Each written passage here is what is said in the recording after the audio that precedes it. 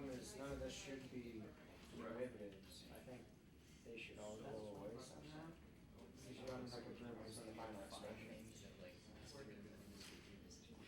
Yeah, but it's not, it's a weird, it's like you have partial of x3 with respect to n1.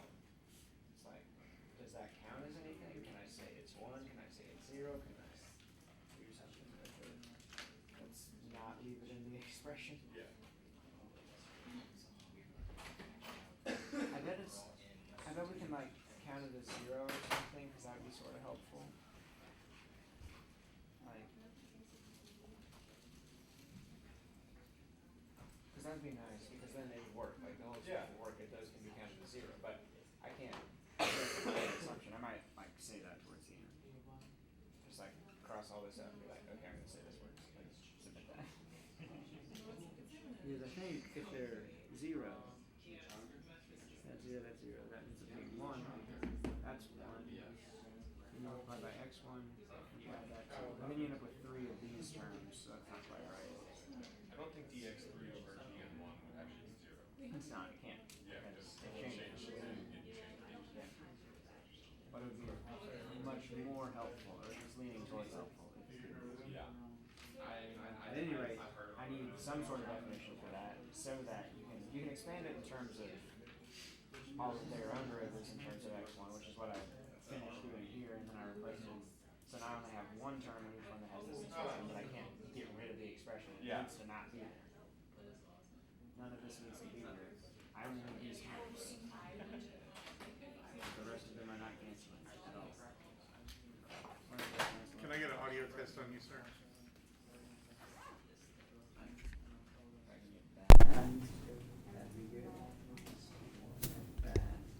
Can you? I'm so sorry.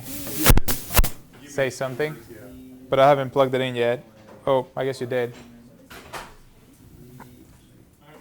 Okay. This is the School of Mines. Can you hear us okay? Yeah, we can. Yeah, thank you. Can hear you just fine. We're all set, thanks. All right. Looks like it. Do problem 2, 3, and 4 first. I definitely. 2 minutes and you can start. That sounds good. Do you have any videos in your presentation? I don't think so now, so it can be muted.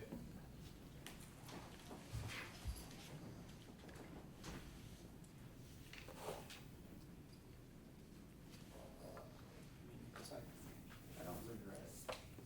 On the other hand, doing those classes of last a lot. Stands a lot of time.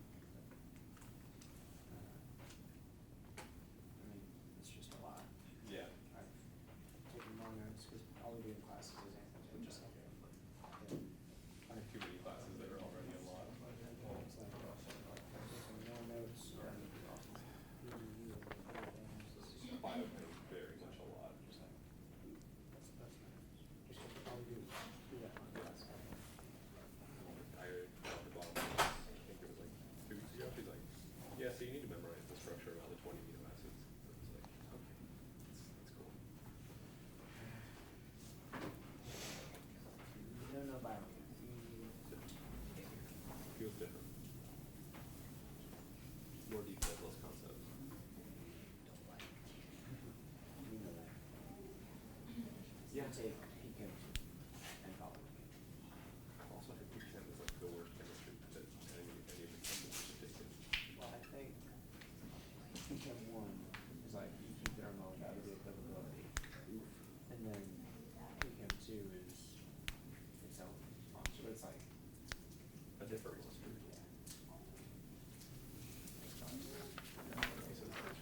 I'm gonna pass this.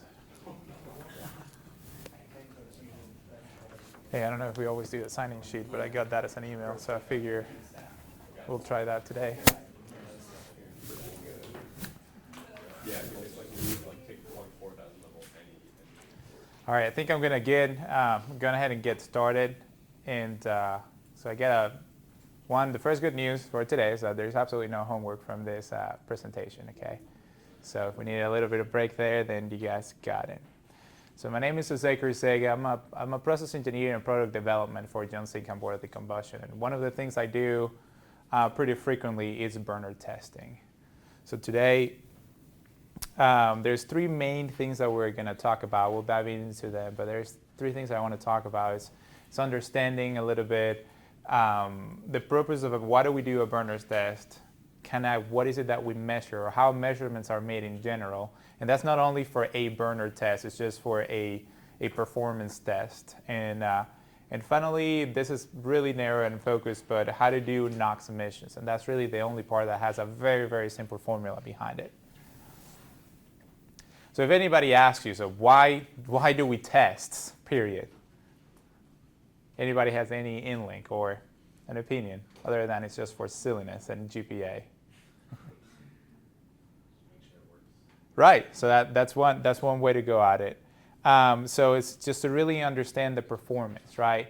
So the combustion test in the Bernal world is our way of saying, this is the design I've made, and I'm going to prove that to my customer before it actually makes it into a refinery, right? But there are other reasons to do that.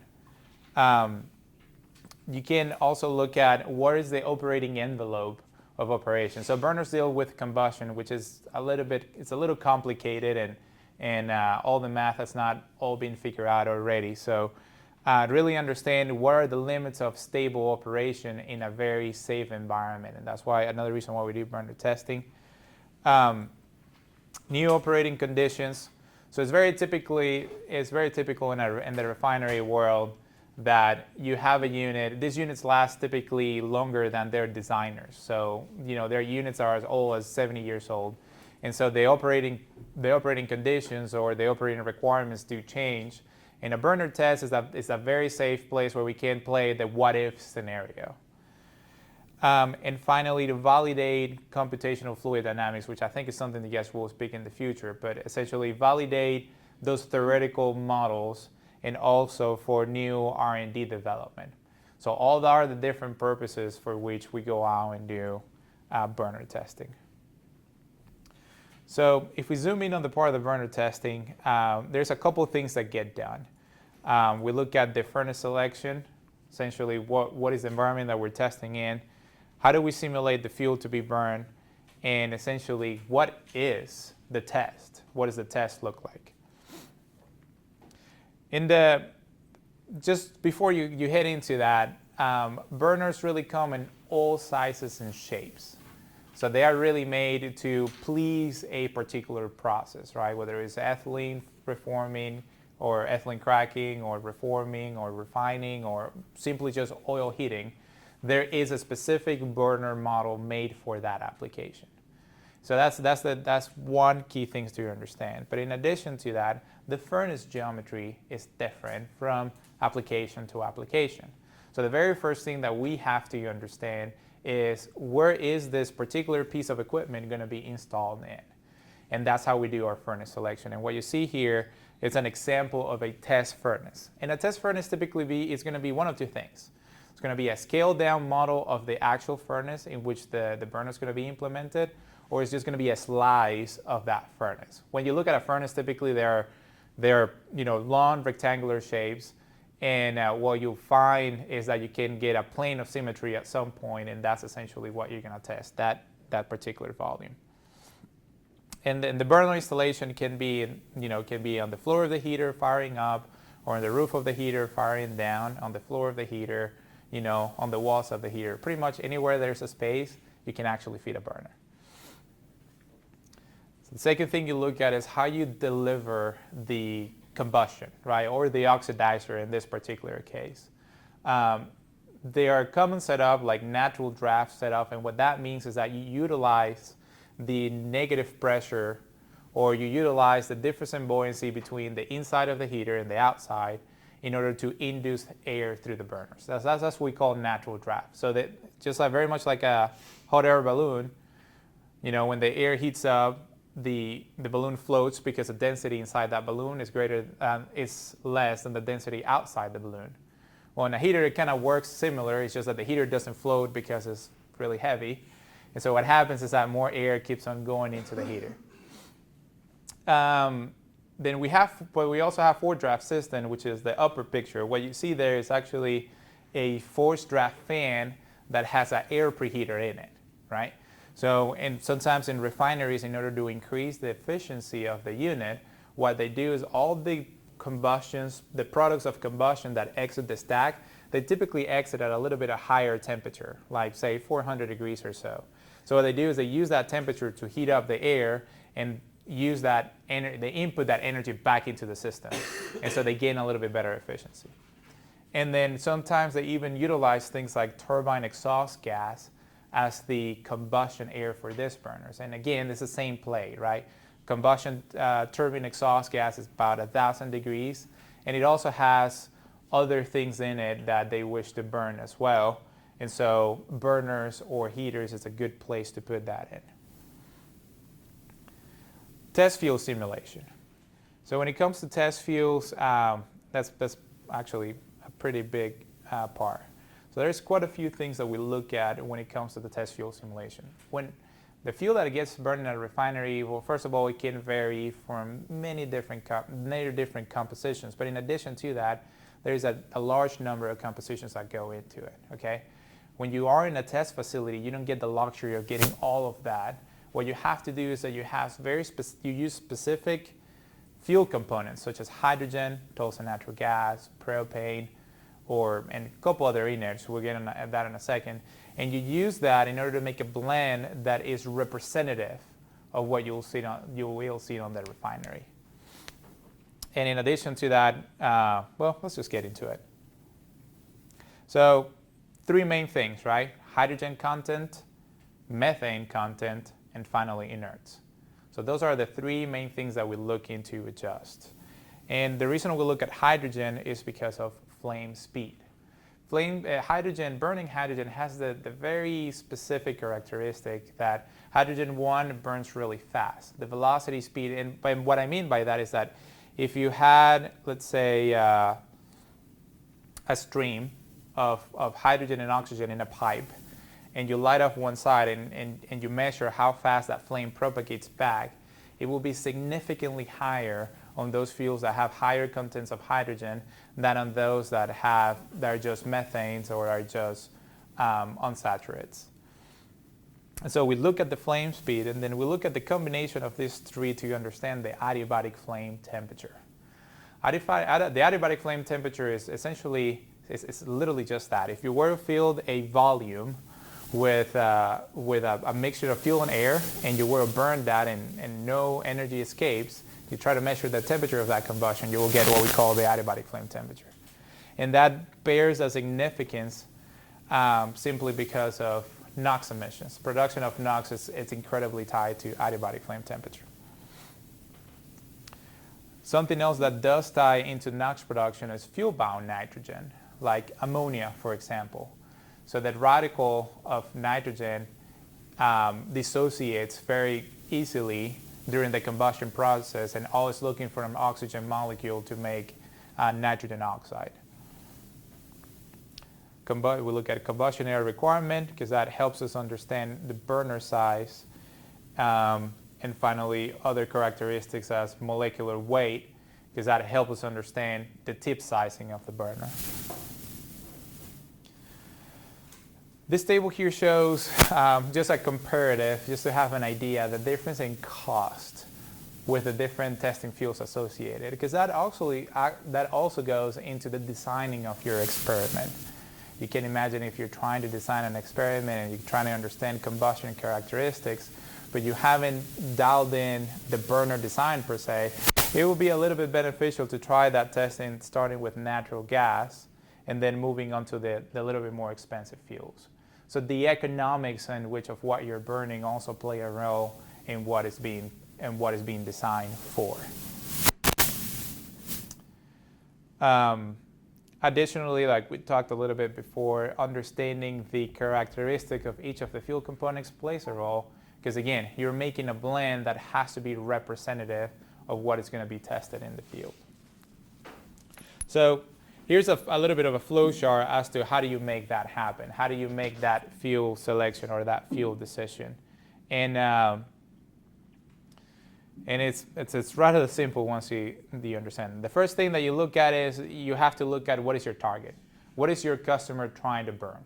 And you try to understand things like heating values, molecular weight, adiabatic flame temperature. You try to understand some of the key parameters that you can actually represent during a test. So then the first thing you do what we have found is that the first thing you do is you match the hydrogen content. The hydrogen characteristics, both in flame speed and also in heating value and molecular weight, they are so unique that it's really hard to combine two other things to make up for it. So matching the hydrogen is the first thing we do. Then after that, we match the total content of inerts, and we also match the amount of methane that we're putting into the system. The amount of hydrocarbons will be the next things. So once we do all of those, we do a quick check or a quick test to make sure that we're matching heating value and molecular weight. As soon as we achieve that, we compare that with that of the client, we compare other parameters, and we keep on going on that loop until we finally get something that resembles the customer's product. And we go to test. Finally, test procedures. Test procedures are actually very simple. What is recommended? API, and that's the American Petroleum Institute 535, they have a recommendation for what a burner test should look like. And really, I think it's only 4 or maybe 5 things that they ask us to do. Essentially do a cold burner light off, and that's literally it, lighting off the burner under a cold scenario.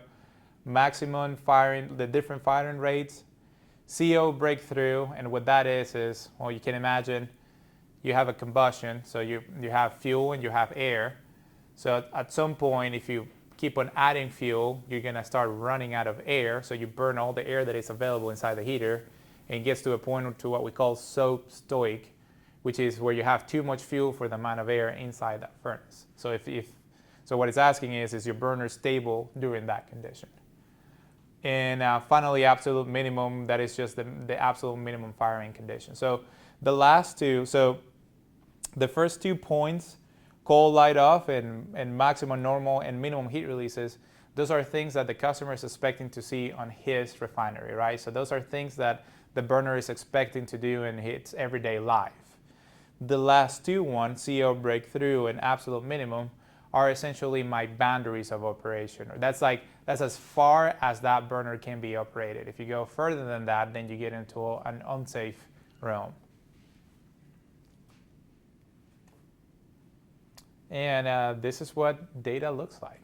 It's a lot of numbers. So when you go out and you go to a test pad and you stand underneath the furnace, this is what you would typically see. So in this particular case, this is a couple of things going on at a time, but this is a testing that was done for a reformer. And we were using turbine exhaust gas as the method of oxidation. So like I mentioned before, we have to make up the fuel. And that's what you see on this upper part. What you see is different fuel lines. And within each of the fuel lines, you have the different composition. So you look at this pink header for PSA, that just means pressure swing adsorption gas. You see that you have on one line you're flowing nitrogen, on the next one you're flowing Tulsa natural gas, and then the next one you're flowing hydrogen. So that pressure swing adsorption gas we're simulating using those 3 fuel components. And then you have a refinery fuel gas that is simulated using Tulsa natural gas, and then finally the TEG line. But then there's a number of other things that you're measuring. Temperatures, it's one, measuring flue gas temperatures, measuring pressures, and heat liberation. And every single number that we see here is tied to a performance metric that is essentially required of us to accomplish by the design of said burner. So how do we make those measurements? And the stuff that you guys talk about, it's actually true. We do use a pitot tube. It's not something that we just use here in a lab. A pitot tube comes in very handy to make measurements of low velocity measurements of air, for example. We typically also use it, or actually we use it for pressure, to understand what is the pressure drop across the burner. But when it comes to a little bit faster flow, or to measure those fuel runs, we use what we call a fuel run, but it's just an orifice. So we use an orifice of a given diameter, and you essentially flow your fluid through it, and you try to understand the amount of flow going through it once you know the pressure drop or the pressure before and after that plate. So that's what we use to really understand what is the flow of fuel going through our lines. And liquid flow, again, it's a similar concept, but it can be done with a Coriolis meter. And the places where we do get to do liquid flow, liquid fuel, would be on oil fire burners, for example. But they're not really typical here in the United States, because those particular burners have really high emissions, and there's really not a place in the States where those will be allowed in anymore. Those are more for European or South American applications. The way to measure temperature of flue gas, for example, we actually use something called a suction pyrometer. And that's just a fancy way of describing a thermocouple with some shielding around it. And when you deal with measuring flue gas inside of a heater, one of the effects that can drive your temperature is radiation, because you actually have a flame that radiates, and you can actually get heat perception or sensible heat through radiation. So what we do is you get a setup where you can actually suck some of that hot flue gases, and you have in line with it typically a K-type thermocouple, or depending on temperature, a B-type thermocouple. And everything that you see downstream of that is just simply shielding. It's just shielding to make sure that that radiation is not really affecting your measurement, because what you're interested in is the flue gas temperature, not necessarily the radiating temperature. Another important asset, or another important part of the burner performance demonstration, is actually flame lengths. So you can imagine a heater has a finite volume, and you place a burner within it, and the flame must stay away from the structure of the burner, simply because if you have flame impinging on the tube or impinging on a support, it's just going to burn it out eventually. And so understanding what is the actual shape of the flame or the height of the flame is actually of great importance. And one accepted method of measuring flame is to use something called CO probing. So the industry, or at least API, refers to flame as a volume where the CO concentration is 2,000 ppm or more. So what we do is we engineer a probe, a water-cooled probe, that essentially just takes a sample of flue gas and analyzes it and tells us the CO concentration. And so what that process looks like is essentially literally inserting a probe into the furnace and measuring at different locations and all the different elevations until you can get a flame profile, and with a little bit more certainty, bless you, a little bit of certainty, you can tell what is the dimensions of those flames. So that is one accepted method, and really a preferred method. There are other methods to look at a flame length, and that's just a visual flame length evaluation. And that gets a little hairy sometimes, because it's incredibly subjective, right? If I were to ask you, how tall is that flame? You could argue, the burner manufacturer said like, oh, it's really short, but then the operators are like, no, that flame is too tall. So that gets pretty hairy really quickly. And the reason I'm showing these two pictures is I'm showing the exact same burner in the exact same day with the same heating liberation, with the same excess oxygen in the box. The only difference between those two flames is the hydrogen content. That particular flame is 100% hydrogen, and this one was a different blend. And so even things like that do change our perspective of the flame. So it makes it really, really challenging to understand flame length. So on those cases where flame dimensions are critical to the operation, we always go and perform CO break, even if it's not something that is required by the customer. Similar to flame length, there are some applications where heat flux it's of great interest to the customer. And one example of that will be ethylene cracking. In ethylene cracking, the customer goes as far as telling us what is the amount of heat flux per elevation of the tubes, right? So we have to design a burner, or in this case, design a flame that can achieve that. But the way to measure and the way to test it is to, again, do something similar, but using what is called a flux probe. And what that is just simply measuring the amount of radiation coming away from the wall. So in that particular case, radiation is the name of the game. We don't really care. We are not necessarily concerned with temperature. We're looking at what is the radiation being received. And that is a pretty interesting part of testing. Finally, one other performance aspect of burners that really gets overlooked quite often is noise. You are combusting, right? So you are generating a really good amount of noise. So another rubric of measurement, another rubric that we are tested on, that is the amount of noise. And in this particular case, what you look at is frequency, and really you're looking at the A-weighted band of your noise. And again, this is really stipulated and it's an industry standard, and I think it's also listed on their API. And the noise level really does depend on the one, on the application, and two, on the site. So just to give a reference, in the United States, 85 dBA is typically accepted mostly anywhere. But if you go to places like Europe, for example, 85 dBA is too loud for them. They typically work in the neighborhood of 80 or 78 dBA. And the reason for that is because in some places in Europe, it's more common to have refineries a little bit closer to residential neighborhoods. Over here in the States, we have the not in my backyard type of mentality, and so refineries tend to be a little bit more secluded.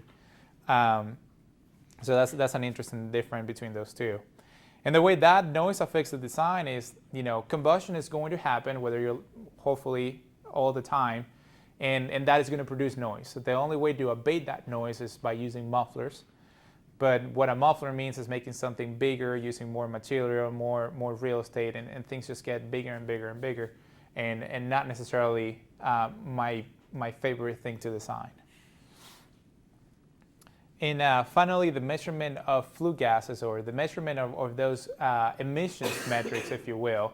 Essentially, whatever is coming out of the stack comes from flue gas analyzers. And the main ones that we do focus on are the measurement of oxygen, nitrogen oxides, and CO. Those are the main apparatus that we use, or the main analyzers that we have there. NOx calculations. Guys, I think we're going to have a pretty early day, because we get out of here at 45, right? Yeah, we are going to get out of here very, very early, so I'm so sorry. NOx calculations. The reason they are done, the NOx calculations, is more than anything else is a correction. Okay, so nitrogen oxide it's a heavily regulated pollutant in pretty much all refineries across the world. And so in order to meet a threshold, or to have a threshold, you have to have some sort of correcting factor, so you can evaluate in one unit right next to each other. And the way it's actually very simple. The way that's done is, let's just take an example. The best way to show this is just using that example. Let's say that, for example, you're asked to correct for both NOx and bridge wall temperature. And you know that your NOx is 25 ppm. You know that your client furnace temperature is 1600 degrees. You need to correct to 3% O2. Your test furnace temperature is 1500 degrees, and you measure your O2 was about 2.5% O2. So the way to make said correction is really all you're doing is a ratio of the oxygen to which you have to correct to the oxygen where you're at, and the ratio, an empirical ratio of the difference in between the two temperatures. I'm sorry, I went back. And at the end of the day, you get a 26.5 ppm.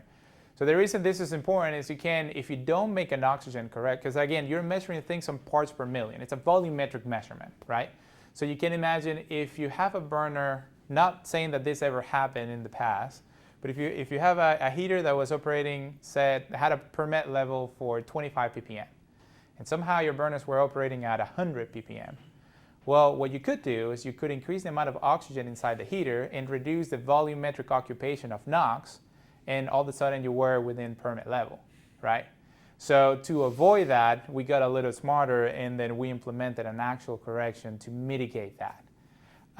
Not saying that this is true, but in the past, there was a saying, really way back when, the solution to pollution is dilution. And that really got a bad rap, and it's something that no one wants to be associated with. So anytime you hear that, don't go there. It's not right. So in summary, in order for you to be able to test not only burners, but to test anything, the most important thing is to understand what is the end product, right? What is the environment in which you're going to get into? What are the conditions that the equipment that you are designing is going to undergo, right? If you don't understand that, then do not do a test, because all you're going to be doing is burning fuel, right? So make sure above anything else you understand what is the end goal. NOx emission measurements can be corrected for those changes. And one very important thing of that is that it's a corrective calculation, not necessarily a predictive. So let's just say that I was operating at 2.5 ppm and I wanted to predict what my NOx emissions would have been at 4%. That is not the right equation to use. Actually, you're going to find that you're wrong very fast. And NOx emissions can also be converted to units of mass, like pounds per million BTUs an hour. And that's it, guys. I'm going to give you back 45 minutes of your time. Are there any questions out there? I doubt there would be any. Thank you.